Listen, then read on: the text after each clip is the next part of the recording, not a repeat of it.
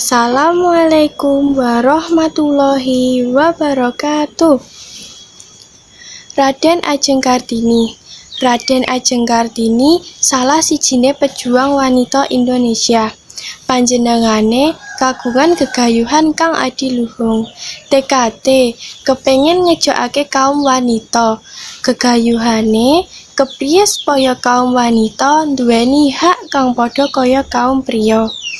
R.A. Kartini miyos ing Jepara tanggal 21 April 1879. Ramane ngasta Bupati Jepara. Asmane R.M. Harya Sastroningrat. Jaman semono, sekolah durung kaya saiki. Sekolah isih arang-arang. R.A. Kartini kagolong murid kang pinter. Dhuwur gegayuhane. Nanging ramane ora maringake yen R.A. Kartini nerusake sekolahe. Jaman semono isih mlaku adat pingitan. Tegese bocah wadon kang wis ngancik dewasa ora kena metu saka omah. Ewa semono Kartini ora nglokro. Kepinginane njunjung derajate wanita ora saya mendo.